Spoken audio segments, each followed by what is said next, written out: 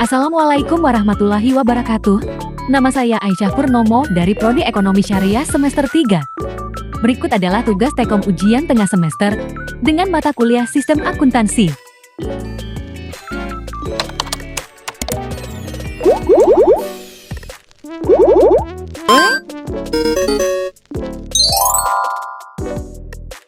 Sistem akuntansi adalah suatu proses pengumpulan, pengukuran, pengklasifikasian, pengolah, laporan dan pengawasan data keuangan, serta aktivitas operasional suatu entitas pada perusahaan atau organisasi untuk memenuhi kebutuhan informasi yang akurat dan relevan bagi pemangku kepentingan atau stakeholder.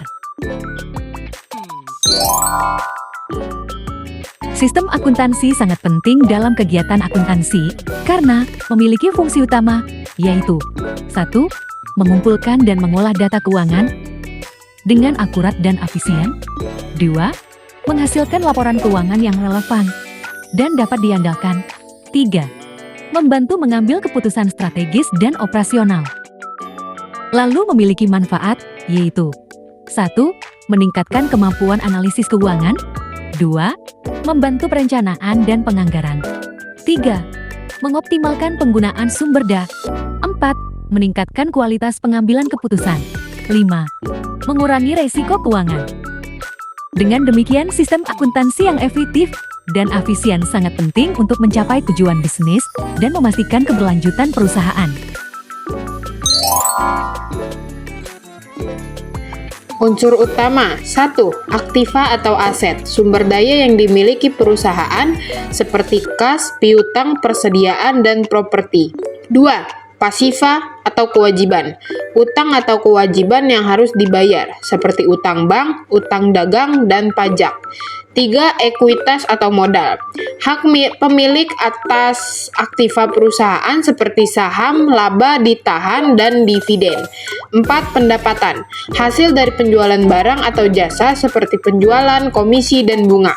5. Beban, biaya yang dikeluarkan untuk menghasilkan pendapatan seperti biaya bahan baku, biaya tenaga kerja, dan biaya operasional.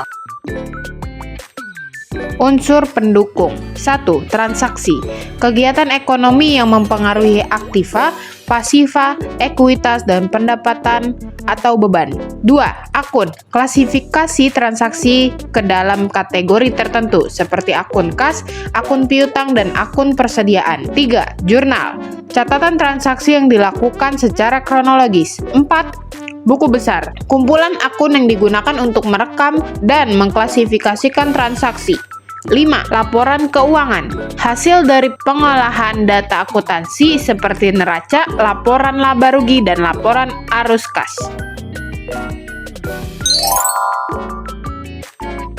Jika dalam proses akuntansi formulir tidak dipergunakan, maka dapat menyebabkan beberapa masalah, yaitu 1. Kesalahan pencatatan. 2. Kehilangan data. 3. Kesulitan pelacakan. 4. Ketidakakuratan laporan. 5. Resiko kecurangan. Contohnya yaitu pembelian barang tanpa formulir pembelian. Perusahaan mungkin kehilangan catatan pembelian dan tidak dapat melacak kuantitas barang. Contoh, sebuah toko membeli 100 unit barang, tetapi tidak mencatatnya. Hal ini menyebabkan kekurangan stok dan kerugian. Jika sebuah perusahaan tidak mengendalikan sistem internalnya sesuai prosedur, maka dapat terjadi beberapa konsekuensi, yaitu 1. Kerugian keuangan karena kesalahan pencatatan atau pengelolaan dana. 2. Keterlambatan pembayaran tagihan atau piutang. 3. Biaya operasional yang tidak terkendali. 4. Resiko kecurangan atau penyalahgunaan dana. Hal ini sudah pasti memiliki dampak jangka panjang, yaitu 1. Kehilangan daya saing. 2. Penurunan kinerja perusahaan. 3. Resiko kebangkrutan. 4. Kehilangan aset dan nilai perusahaan. Untuk menghindari hal ini, perusahaan harus 1. Mengembangkan sistem internal yang efektif. 2. Menerapkan prosedur yang jelas dan konsisten. 3. Melakukan pemantauan dan evaluasi secara teratur. 4. Melatih karyawan dalam penggunaan sistem internal. 5. Menggunakan teknologi untuk meningkatkan efisiensi.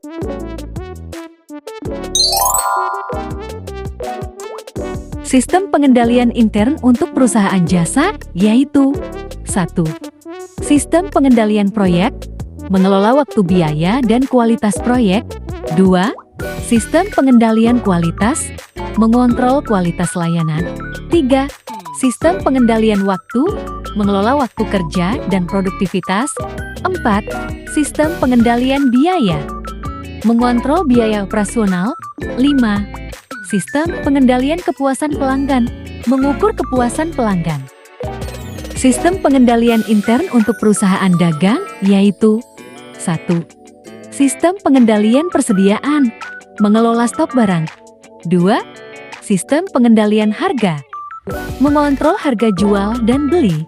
3. Sistem pengendalian pembelian, mengelola proses pembelian. 4. Sistem pengendalian penjualan, mengelola proses penjualan. 5. Sistem pengendalian pajak, mengelola pajak dan peraturan.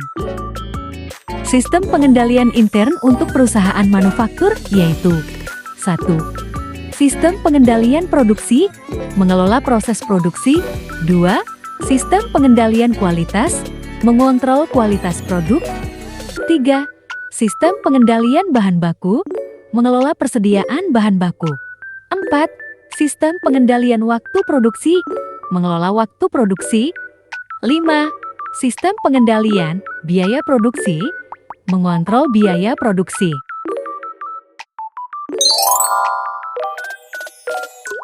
Karena memiliki keuntungan bagi kedua belah pihak, yaitu pihak perusahaan dan pihak pelanggan. Keuntungan bagi perusahaan. 1. Meningkatkan penjualan. Karena sistem kredit memungkinkan pelanggan untuk membeli produk dengan cicilan. 2. Meningkatkan omset. Dapat meningkatkan omset karena pelanggan lebih mudah membeli. 3. Mengurangi resiko kas karena memperlancar arus keuangan jika menggunakan pembayaran cicilan. 4. Meningkatkan loyalitas pelanggan, membuat pelanggan merasa nyaman dan meningkatkan loyalitas. 5. Mengembangkan pasar, membantu perusahaan menjangkau pasar yang lebih luas. Keuntungan bagi pelanggan. 1. Kemudahan pembayaran. Dapat membuat pembayaran lebih ringan dengan cicilan. 2. Fleksibilitas. Pelanggan dapat memilih jangka waktu pembayaran. 3. Akses ke produk mahal. Sistem kredit memungkinkan pelanggan untuk membeli produk yang mahal. 4. Menghemat uang tunai. Pelanggan dapat mempertahankan uang tunai untuk kebutuhan lain.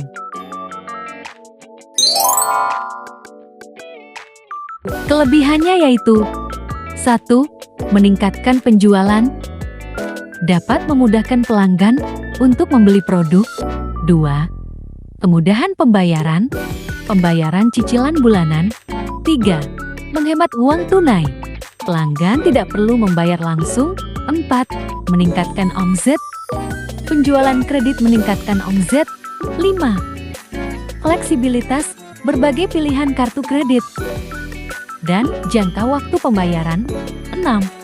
Perlindungan konsumen. Kartu kredit menawarkan perlindungan pembelian. 7. Mengurangi resiko kas. Pembayaran cicilan mengurangi resiko kas. Kekurangannya adalah 1. Bunga tinggi. Bunga kartu kredit dapat tinggi. 2. Biaya administrasi. Biaya pengelolaan kartu kredit. 3. Resiko kredit macet. Pelanggan tidak membayar cicilan. 4. Ketergantungan. Pelanggan tergantung pada kartu kredit. 5. Kesulitan pembayaran. Pelanggan kesulitan membayar cicilan. 6. Biaya denda.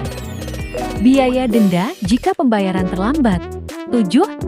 Resiko penipuan. Resiko penipuan dan pencurian identitas.